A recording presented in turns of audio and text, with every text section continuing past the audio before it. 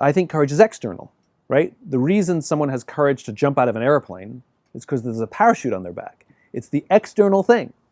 A world-famous trapeze artist would never try a brand new death-defying act for the first time without a net. It's the net that gives them the courage. The Navy SEALs are considered one of the highest performing organizations on the planet. And a former SEAL was asked, what kind of person makes it into the SEALs? And he said, I can't tell you the kind of person that makes it in, but I can tell you the kind of person that doesn't make it in. He said the star college athletes who have never really been tested to the core of their being, none of them make it in. He said the preening leaders who like to delegate everything, none of them make it in. He says the guys who show up with hulking muscles covered in tattoos because they want to show you how tough they are, none of them make it in. He said some of the guys who make it in are skinny and scrawny. He said some of the guys who make it in, you see them shivering out of fear.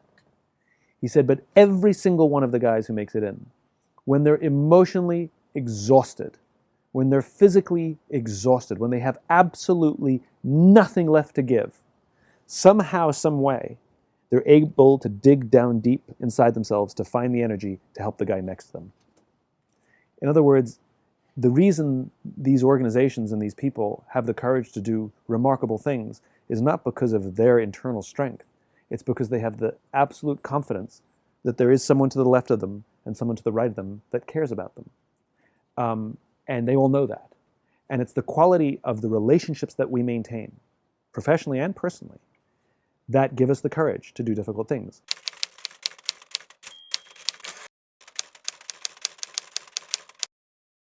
Isaac Stern, the famous violinist, said, music is what happens between the notes. Well, something like trust happens between the meetings. Few people think about the importance of building trust when they go to work, or what do I need to do today to build trust with somebody? Like, that doesn't really go through people's minds.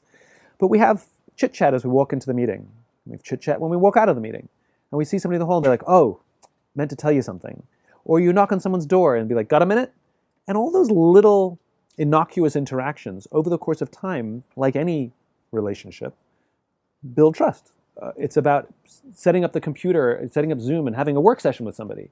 Like, we're not working on the same thing, but I want to work with somebody, a work buddy, or having a lunch with somebody over Zoom, or a Monday morning huddle where we talk about what's on our heart and minds, but we do not talk business on purpose, or Friday cocktails that are just voluntary. But the most important one is to just pick up the phone and call people and say, how are you? That level of empathy. Just check in on someone. And I think we neglect it because we get mired in the day-to-day. But, if you're organized or disorganized, literally keep a list of your team on a little card next to your computer and just, go through it. And have I called this person in a while and talked to this person? I'm just going to call and check in. It doesn't matter if something's wrong or not wrong. Just check in on them. Don't wait for something to break. And let people know that that there's connection and there's a way to reach out and say, I need help. Because and the most important thing is for leaders to be honest and open about their need to ask for help. And that'll work.